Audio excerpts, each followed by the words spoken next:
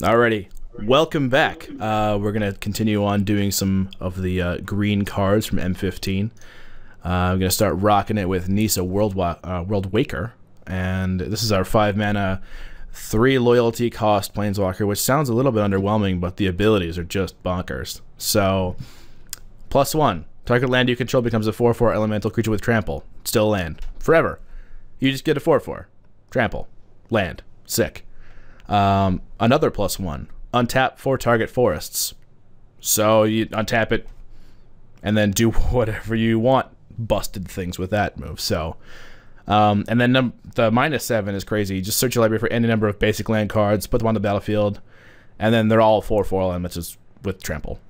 That's just crazy. So, I mean, a little bit weak to like a board weight on that ultimate, but I don't know. What are some busted things you want to do with this card? Oh, untap it before target force is the key card here, because our key ability here. That there's so many bonker things you can do with that. That when those forests can generate more than 1 mana, this can become an amazing ramp spell.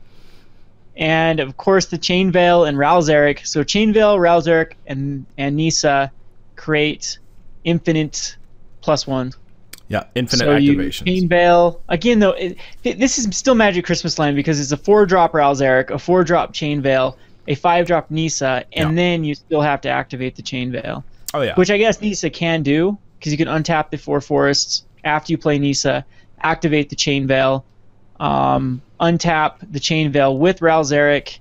Nissa gets another +1, Ralzeric gets another +1, and then you can generate both infinite mana and infinite +1s. Mm-hmm.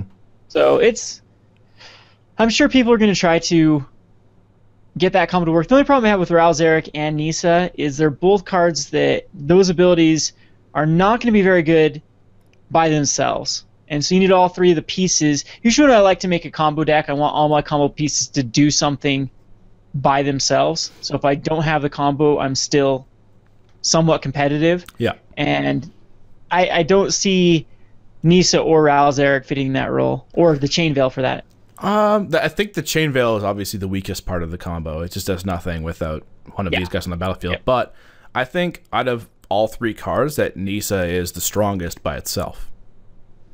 Yeah, like it does protect itself either by untapping 4 forests to cast something else.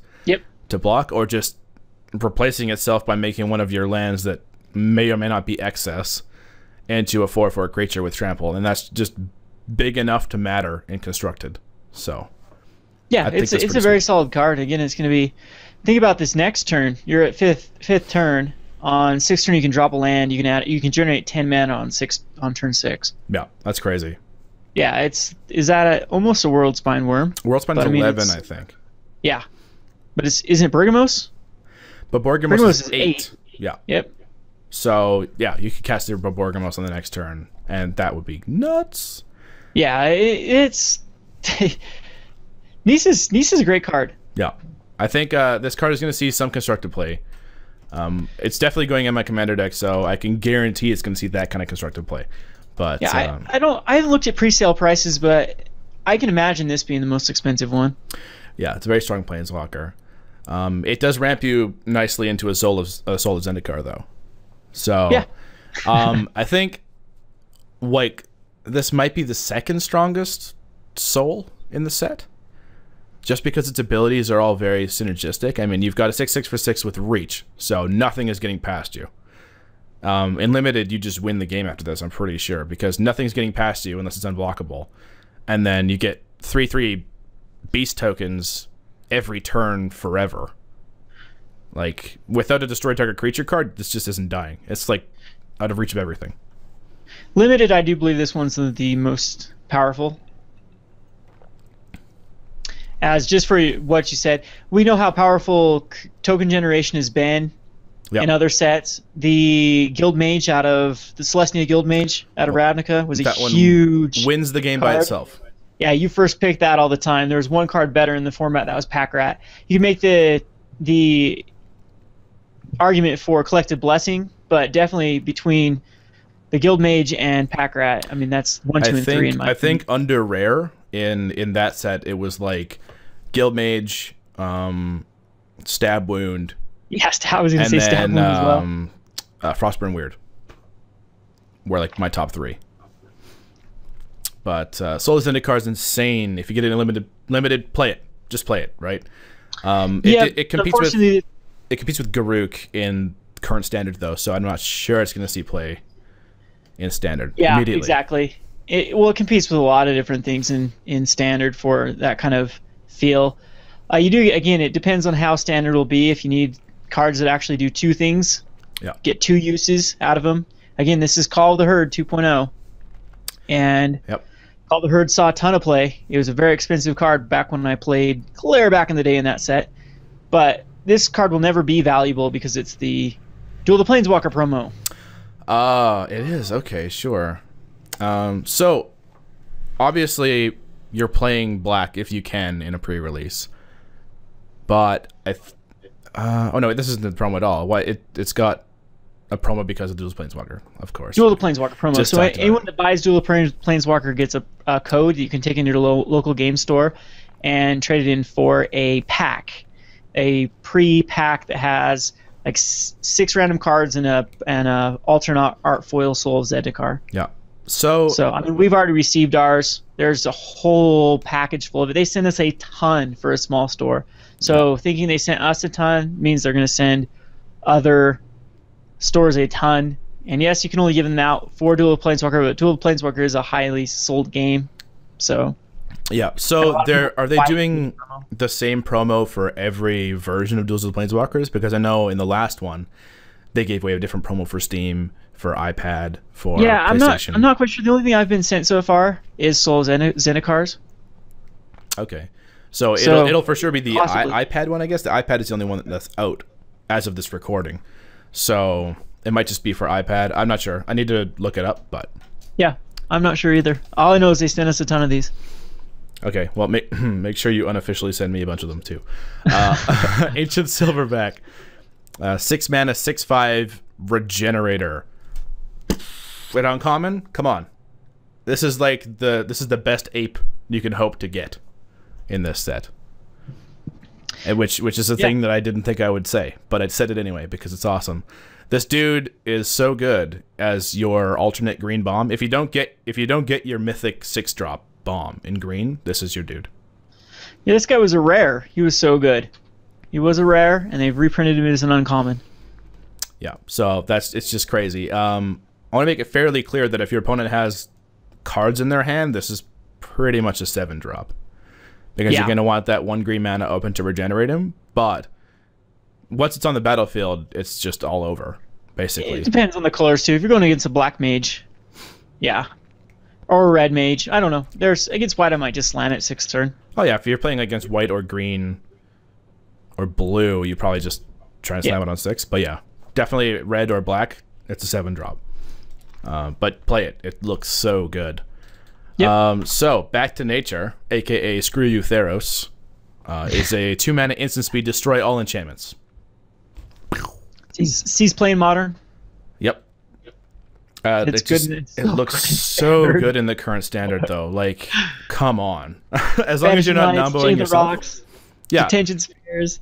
Underworld Connections, the entire Constellation deck, all at one time. Yeah, poor Constellation deck. That's just... It's in your sideboard. It just has to be in your sideboard if you're playing green. And it's so worth it, too. There's been a lot of people discussing this, that it's not that good of a card because every deck is going to be using enchantments, so why would you want to hose yourself? I was looking at Standard. There are plenty of decks in green that do not use Courser Crucifix and do not want Courser Crucifix. There are plenty of decks where you can just hold on to your enchantment until after you play this. Exactly. For 2 mana, that's not much of an investment. Not at all. Yeah. So watch your opponent overextend and wipe the board. I mean, people do that with Day of Judgment. I've seen Day of Judgment be played in, at the time it was White Blue Humans, and they heavily played it, Day of Judgment, because as a way to kind of reset the game with White Blue Humans. Absolutely. And then dump their hand. So, now that we've just seen a 6-drop in green that's ridiculous at uncommon, let's look at one that's kind of less awesome in common. Our Carnivorous Moss Beast. Sweet creature type, plant elemental beast. But 6 mana for a 4/5 that you put +1/+1 counters on for 7 mana, you know, I don't feel it. I don't feel it Neither at all. do I. Take the Ancient Silverbacks. Pass this guy. Yeah, pass this guy, take your ape, call it good. Speaking of 9-drops, Feral Incarnation is a 9-drop with Convoke. So it could cost less. It will cost less. Put still 3 hard, beast creature tokens onto the battlefield. So you're getting 9 power for 9 mana cost. I mean, we've seen like the 2 3/3 centaurs for 6 mana without Convoke, and people have played that. So I'm not sure. Is this worth the investment? I feel like it is. You really have to have a deck with a lot of smaller creatures. Yeah, I feel like it fits in either one. Though, like you've got your green deck with a lot of smaller creatures, and you've got your green deck with a lot of ramp, and it kind of fits in both, right? So I don't know. I feel like this is one you need to try out in a gaming type environment, but I feel like it could be valuable in your deck. Yeah. Spreading 9 power and toughness out between 3 creatures is huge. So Living Totem, another Convoke creature. 4 mana for a 2/3, and when it enters the battlefield, you put +1/+1 counter on another target creature. So you're jumping through some hoops. I mean, if you Convoke it, you're obviously having another creature to put a counter on. So that's a bonus. But if it's the only thing out and the only thing in your hand, it's like the first thing you play, you're in trouble. Yeah, it's a solid card. It comes out fairly quick. I kind of torn on this one too. I'd have to see how it actually plays out in a real environment. This isn't something I'm taking highly, obviously. Yeah, and you probably won't need to. I'm sure it will. Another plant elemental though, so that's cool. Netcaster Spider.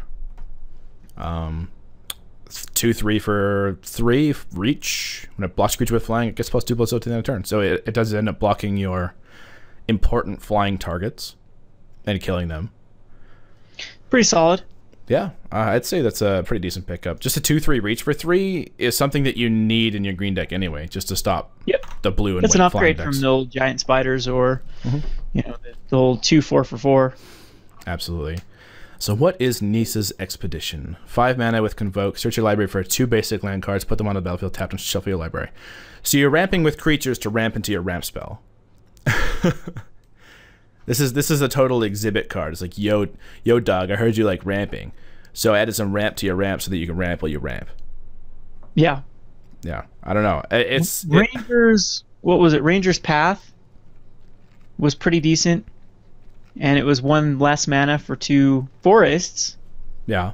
So I'm sure Nissa's Expedition. This is a card that will help you if you end up in 3 colors. And I'm a player that goes into 3 colors quite often. Yep. These I'll be happy to pick up late and use them to fix my mana base.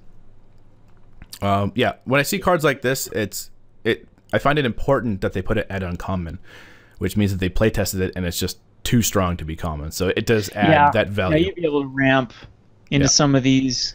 If this was a common, you'd be able to do a ramp deck with Ancient Silverbacks and Feral Incarnations and have no trouble getting there. Absolutely. So this is one that you're going to want to pick up. Satyr Wayfinder is back in this set. I did not know it was back. It's a constructed card more than it is a limited card, in my opinion. It totally is, and he's got sweet mutton chops as before. This is a pretty good one if you want to do some color fixing, and if you've got some graveyard play, it's pretty good. So your black-green deck will want this card. There did seem to be enough between Gravedigger and their black did seem to have a lot of recursion. Yep. Or at least back to your hand. At least 3 or so spells I can think of offhand. And that Convoke card works perfectly with this guy because you're getting a creature and you're getting creatures into the grave. Well, you're getting a creature to convoke it, and you're getting creatures in the graveyard. Yeah. So it's kind of a double whammy. Ranger's Guile, I think, is something that's... Is it already being played in Standard right now in like some of the mono green decks? There's Ranger's Guile. So Ranger's Guile, it's just good. I don't know, just play it because it just saves your dude and it's a good combat trick. So, hey, this sliver is pretty decent. The Venom Sliver. Yep. That 2 mana 1/1 slivers have Death Touch. But Death Touch is one of the best abilities in Limited. Yeah. So, especially on a little guy. Yeah, I think this is a pretty. This is a good enough card. This is the first sliver I've seen that's a good enough card by itself to just play it. Well, I think the red one was the Evasion. I think this one's still a little bit better than that one. The black one's pretty decent too, because it's basically a 2-1 for 2. But I do believe this is the best one for limited. Yeah. By itself, the Venom Sliver. Yeah, this will just stall you until you can cast all your ridiculous ramp spells and get to your apes. Undergrowth Scavenger. Oh, interesting. Okay. Enters the battlefield with a number of 1/1 counters on it equal to the number of all creatures in all graveyards. So this is the one that you're going to want to combo with your black-green deck and your Satyr Wayfinder, and just really kind of play off of that. I'm not sure that it's good in any other circumstance. I guess really late game it can be like a 5/5/6/6 guy. Yeah, unfortunately, it's when it comes into play. Yeah. It reads it. So I don't think that current Dredge would want it. Of course, you have Night Howler already. You've got Night Howler for cheaper. Bigger and bigger. Yeah, you can. The trade-off is, though, is this keeps its counters if the graveyard somehow does get exiled. So it is gonna. I don't know. It's okay. 4 mana is kind of steep, though. I think 4 mana is very steep for it, and I think Night Howler and constructed Night Howler is just better. Yeah. Yeah, because even in limited too, because Night Howler is just better because it just keeps getting bigger and bigger. You can play it early, and then later it gets bigger. This is like, you're not going to play this on turn 4. No. It's going to be too weak to play it on turn 4. It's going to stay in your hand until you absolutely need to cast it. Unless you're playing Dredge and your opponent's playing Dredge, so. Which would be sweet. Right. Verdant Haven says, "What's up to Nissa?" for sure. It says, "What's up?" I've been printed 3 times in the same standard. Exactly. Jeez. You could almost have a playset, one with each different set symbol. Yeah. So they need to print it one more time. I know it can't. They can't print it one more time to make it work. Nope. Someone dropped the ball at Wizards, not printing this 4 times in the same standard, so that we could just have one of each set symbol. Other than that, I mean, I've played this in constructed decks before. So have I. The 2 life is just so good. Voyaging Satyr as well. That's a card. Untap a land. Absolutely. Or Curious Follower. Works with that. Works with Nissa. It's just works so with good. Rouse Eric. Rouse Eric. It's just so good. What does Vine Weft do? Enchant creature. Enchanted creature gets +1/+1, and return it from your graveyard to your hand. Okay, so this is just a really weird Rancor. Yeah, and it's pretty expensive to return it. Oh yeah, it 5 is. mana, that's a lot. I think it's expensive to return it, but it's cheap to recast it. It is, but to return it's still, you still got to use mana. I mean, it's still going to use something you would have. I mean, late game when you have nothing else to spend your mana on, but then late game it's just not very impactful unless you're having something that combos with enchantments, which we have seen some in this. But I mean, this feels like it should have been printed in the Theros block. I agree. This is something that needs heroic, I think, to be really effective. Yeah, exactly. Chord of Calling. So this one is a little bit controversial, I've heard. My friend actually picked up his playset of Chord of Calling, I think, like a week or 10 days before this was announced. So he's a little bit upset. Well, I mean, I'm happy to see it. I don't have any of them at all, so I'm happy to see it printed. Yeah, and I sold mine, so I'm happy to see it now, because now I can just kind of sit back and enjoy the profits I made from the Chord of... Well, the thing is, I sold it early. I sold it back when it was worth like $14 or something. Mm-hmm. And then I was kicking myself because it went up. It kept going up. But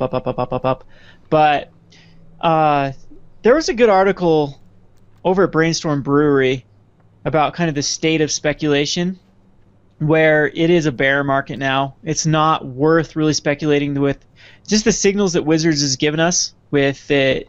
They are going to aggressively reprint cards to make their formats viable. Yep. We need to get back to Magic the Gathering is a game you play, not a game you make a living off of by I agree. Speculating on cards. Yeah. So, but it is a fine line that Wizards is walking because they need to have some sort of value. The article is written really well because Wizards could end up shooting themselves in the foot because if their booster packs aren't worth anything to buy, then no one's going to buy them. True. So they need cards to have value. Yep. So they can't keep devaluing the price of every card. It is a fine line, and I think Wizards is in new territory right now because I don't think that Magic's going to continue to grow as fast as it has in the last couple of years. Agreed. But this card did need a reprint. It was getting ridiculous. Yeah. As for the card itself, I mean, I don't know if it's something that you're going to be playing in Standard per se. It'll see play. Is it going to just just because it just fetches the That's a card? utility card. Okay. The triple green's a little bit hard, but it's a great card.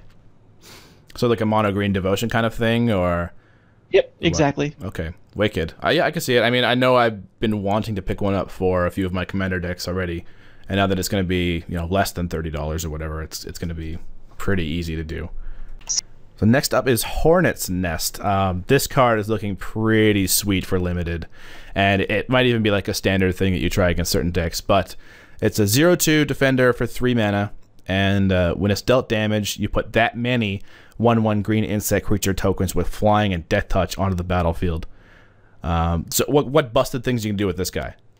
This card is pure awesome. Right now, I like him more in constructed than I do in limited. Other than limited, he's definitely more of a bomb. Right now in constructed, I have him in what I call the Fight Club deck. So Domri and this dude. Oh wow, yeah, no kidding. Like Desecration Demon and this guy. Yep. That's crazy. 6/1/1 Death Touchers. Good luck coming back from a 6/1/1 flying Death Touchers. No kidding. I mean, unless they Bile Blight you, I guess. But yeah, I mean, black's your probably worst matchup or Esper Control. But against any monsters type deck, you just make them fight into their biggest creature. Yeah. And then you get value by getting a bunch of Death Touchers. Wow. Also, that about is it Static Caster in this guy's kind of fun. Yeah. Oh yeah, totally. Get more than one. Get two Hornet's Nests out and deal 1 damage to each of them. That's pretty sick. Yep. Even against some of the, like white weenie aggro decks, the mono red decks, any of the mono green decks, this is huge against. Black is going to be a little bit tough just because of things like Hero's Downfall and Bile Blight, but I think this is a super solid card. I think it's easily the best defender in the set. One of the coolest cards you can draft in the set, and it's gonna really change the board state when you play it.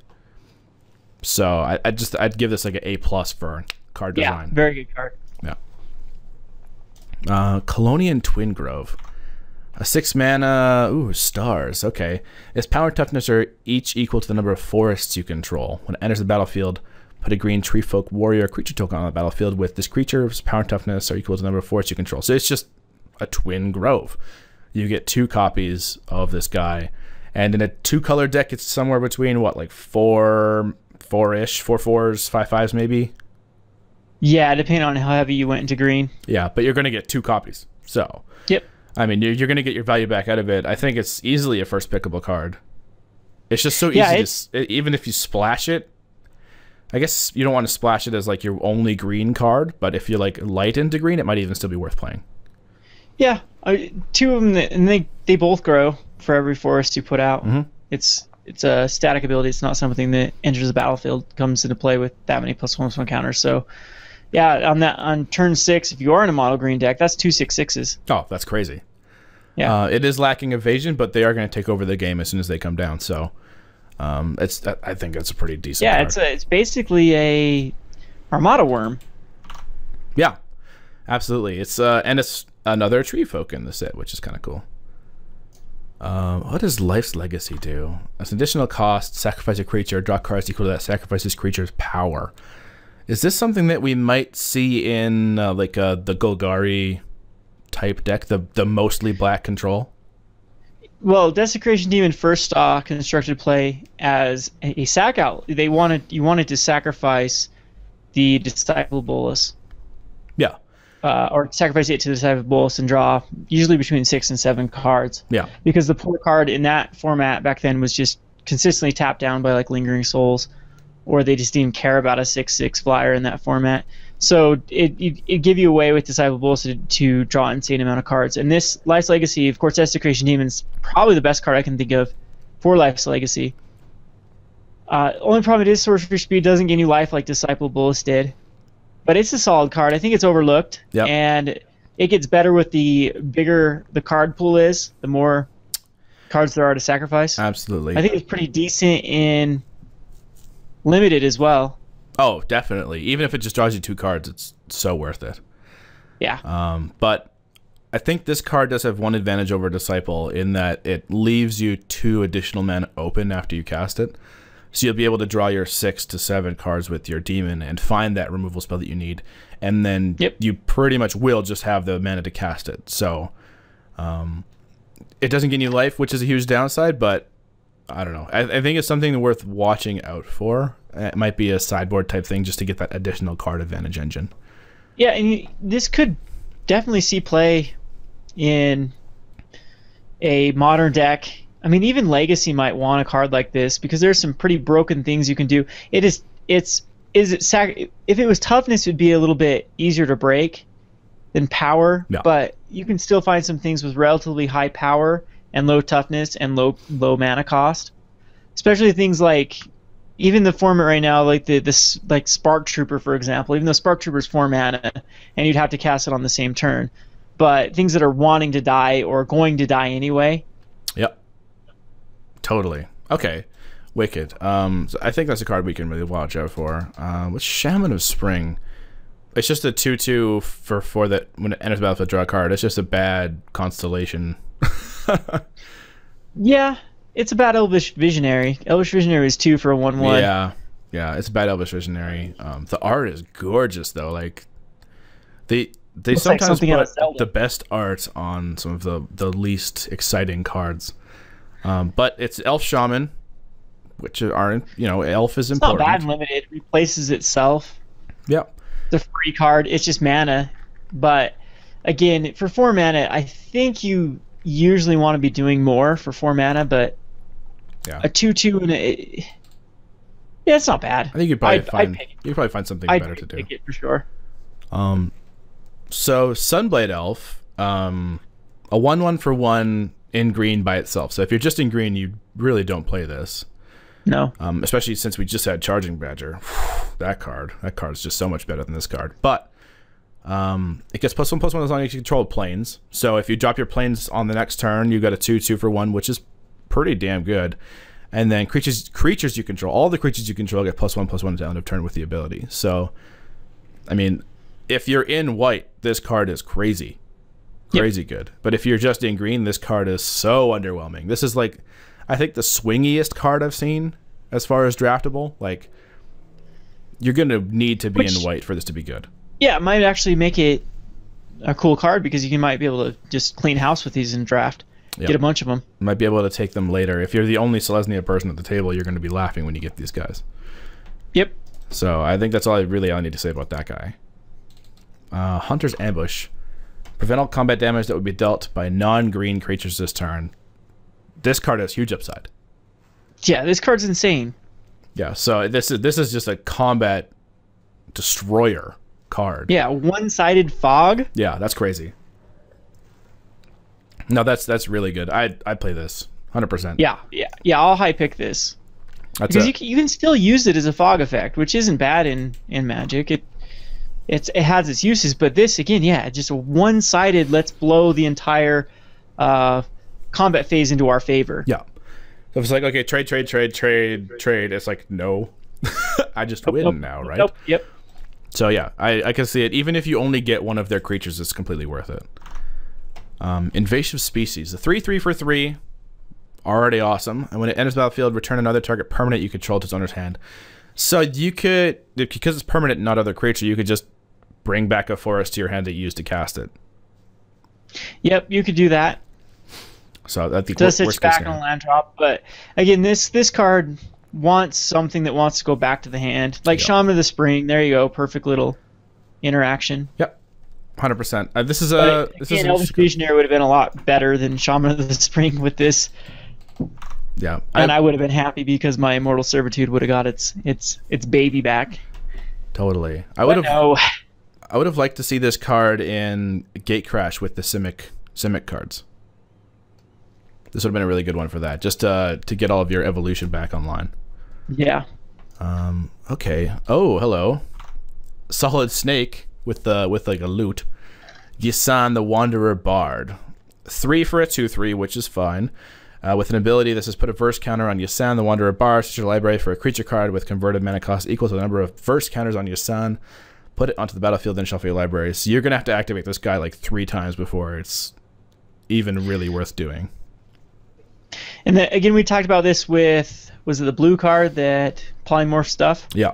The problem with creatures that have to cast and then activate for a steep activation, that's really tough to do. You're basically dedicating 2 turns to this guy to find a 1-drop, and then 3 turns to find a 2-drop, 4 turns to try to, you know, you're getting value, but this is another card that is hard and limited to build around.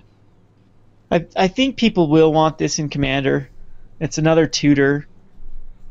I'm sure some people will break this as far as casual. I suppose. I think it's a fine card to take in green just because the stats are okay. This one blocks bears just fine. Yeah. And you know, it will break your board stall if you get one. Like if it's just you and another guy facing top decking against each other, this card is going to be the one that wins you the game. Just because it's going to go get you your important cards out of your deck. So I'd say you definitely play this card. Yeah. Yep. If it was like a 1/1, it would be a lot more iffy. But Hornet Queen now, I already got a wicked love for Hornets in this set, so it can't be much worse. 7 mana is the top of where you want to be, but it's a 2/2 flying death touch that comes in with another 4 1/1 green insect creature tokens with flying and death touch. So you get your 6 power of flying death touch on so many bodies, 5 bodies. I say that's pretty playable. Yeah, yeah. Again, it's got a steep cost. Devotion decks might want these. Devotion of Green. It could be an option for against like an aggro deck or something. I'm not sure if they have trouble with that, or against monsters. The fact that it spreads it out on so many bodies might be an option against black as well. Just to block their desecration demons at the same time as having just so many different bodies to take care of, right? And the Obelisk of Erd, where you name a creature type, they're all the same creature type. This isn't a plant that's making insects; it's an insect making an insect. So, yep. And then you can even do that in the same turn. Yeah, you can actually cast Hornet Queen and then convoke them all to cast Obelisk, which we'll get into Obelisk when we get to the artifacts. Wicked. I'd say I'd first pick Hornet Queen if I opened it, just because it's so much power. Yeah, it's a good card. Yeah, Siege Worm. Basically a 5/5 for 5 with the convoke is considered, and it's got trample. 20th to 23rd card. I think you can take these higher depending on what the makeup of your deck is. This card was actually surprisingly good in the original Ravnica that it was printed in. Mm-hmm. As you could consistently, you could get this out on turn 3, turn 4 pretty easily. And turn 4 for a 5/5, even though you're after tapping all your creatures, you're not playing red here. So you're not going to be swinging with your early stuff with green. Yep. Green is one of those, it's wanting to set up a board. It's not trying to actively just go right out the gates. So your early, what do we have already in here that we've looked at? Like, yeah, early Satyr Wayfinders or things like that. I'm not seeing a lot of early, but if you put this in the Celestia deck, all those early white creatures, then you could use Siege Worm as your finisher. So this could be highly picked in the 3rd pack. This could be exactly what you want if you have a bunch of littler guys. Yep, fair enough. I think it's a fine card.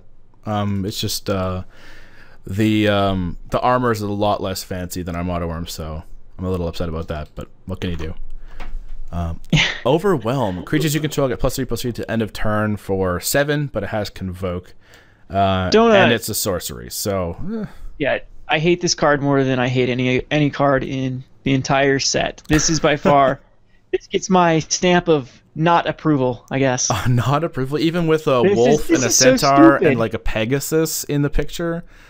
And is that like a bear holding a shield or something, or is it's just on a rhino? Come on, man! It's like a gorilla. Is that a gorilla? It looks like a guy on a gorilla. That's crazy. There's just so much going on. I mean, all those. I mean, it's cards. The point you don't want to tap anything to convoke it. No, exactly. The point of the card is that it gives your little creatures a big boost, and you're going to be convoking your little creatures to cast it. So it really makes no sense. And it's sorcery speed, exactly. So, yeah, I don't know. Unless you're rocking a bunch of vigilance weenies, like Brimas or something. I don't know. I don't see any other application for it. It's not overrun. It's not overrun at all. So. Let's gather some courage and move on to the next card. Target creature gets +2/+2 on end of turn at instant speed for a green with Convoke, this one's on the list of cards to watch out for if they have no mana open. Yep. And it's cool because you can still use this as on a blocker. You block with it and then tap the blocker, give it +2/+2. Absolutely. So this one is going to come out of nowhere to wreck somebody. So wait, can you still declare attacks and then after the declare attacks before it's tap it for Gathering Courage? I believe you can. I don't think so. Maybe. I'm not really sure.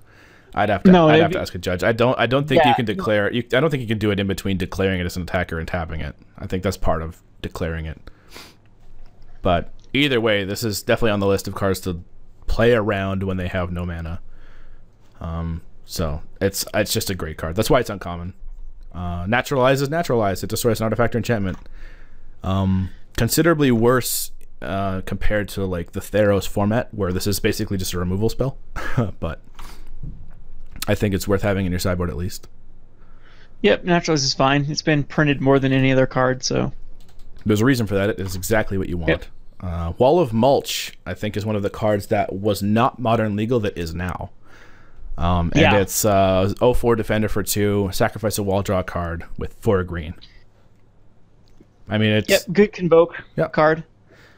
And green has 2 walls. That's interesting. I didn't notice any other one having 2 walls. I only had 1, but yeah, this is just another defender and a pretty damn good one late game after you've done all of the blocking other little creatures.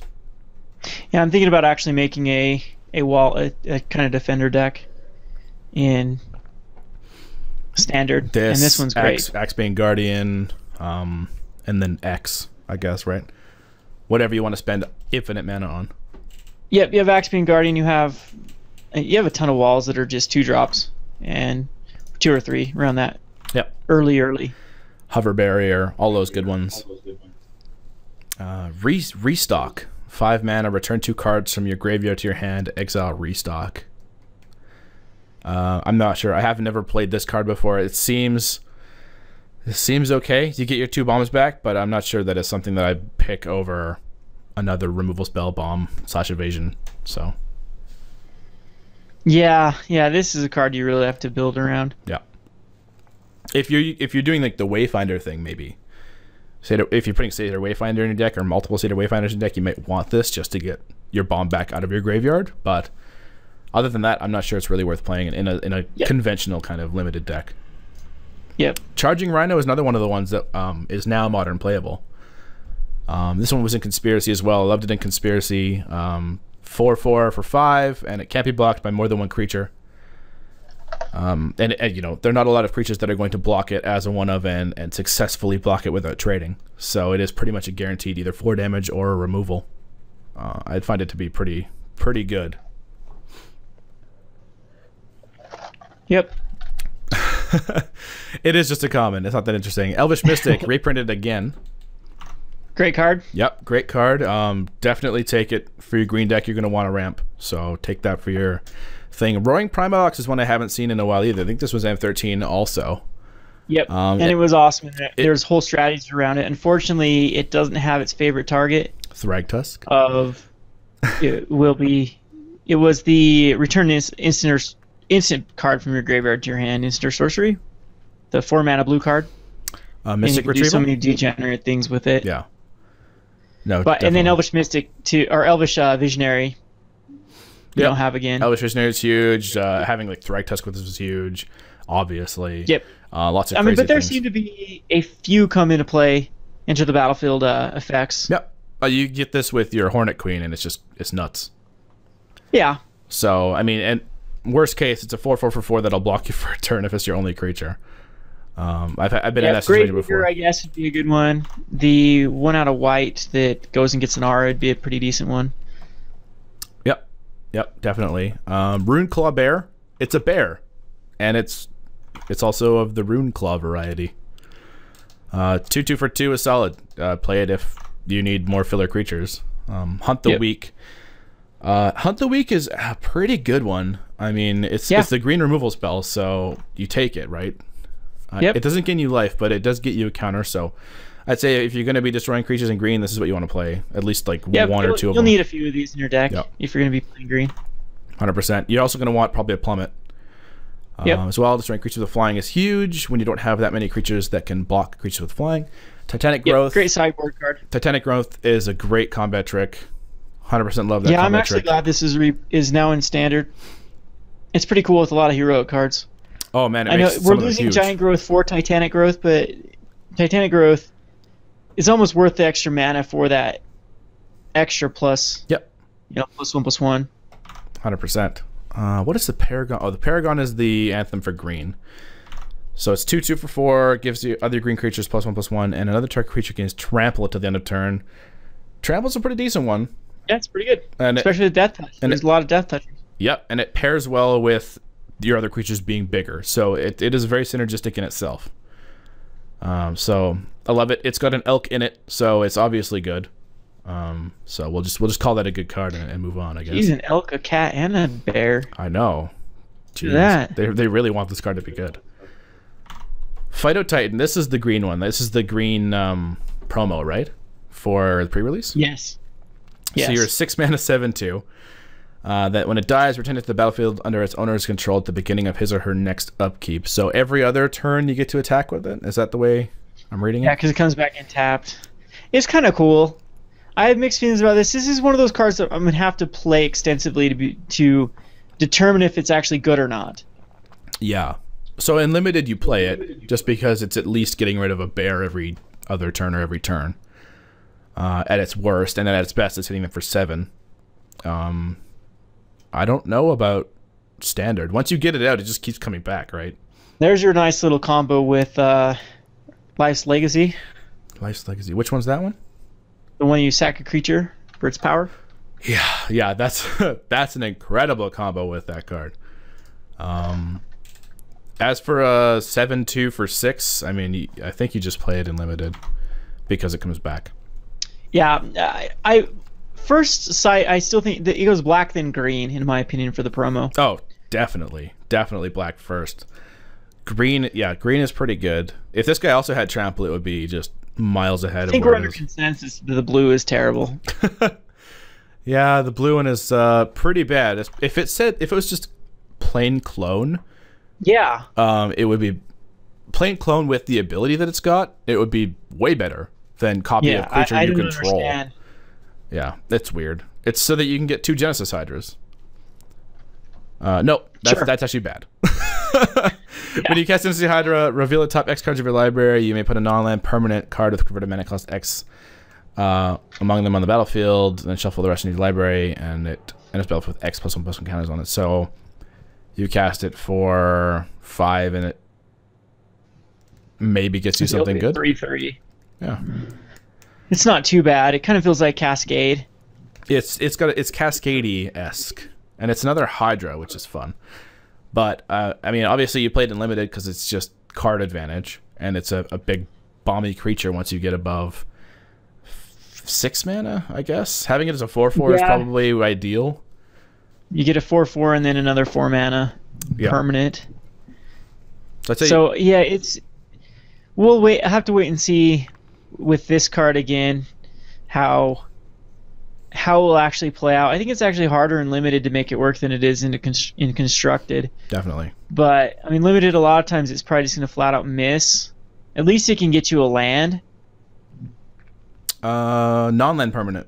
Non-land. Never mind. Can't even do that. Nope. Jeez. It's a pretty high variant. It's a pretty high variance card. So you can play it and get your Hornet's Nest, or you can play it and get your nothing. So yeah. This card is it's too iffy. Again, I don't think you really want to cast it for anything under 6. No, I think it's maybe 6 mana. 5. It's a 6 mana card, pretty sure. Yeah, you're gonna want to get 4 cards options. For sure. Yeah, you're gonna want 4 options. So I take cast this for 6 or more, unless you absolutely need to. Cast it for less. I think they should have given this haste or something that would have made it, or just take away that non-land. Yeah, if you could just get a land out of it, that'd be perfect. Anyway, Reclamation Sage is our last green creature, and it's 2/1 for 3. When it enters the battlefield, you may destroy target artifact or enchantment. So it's just pretty damn solid, in my opinion. Yep. Yeah. I think it will replace the Sliver out of Harmonic Sliver out of pod. It's a little bit easier to cast, and it's a 2/1 instead of a 1/1. Isn't? I think Harmonic Sliver is a 1/1. Harmonic Sliver. Maybe. Out of Harmonic Sliver is a 1/1, and it's harder to cast. Yep. So it's just a straight upgrade to Harmonic Sliver. Yep, and we're getting a promo of it, I think, for game day.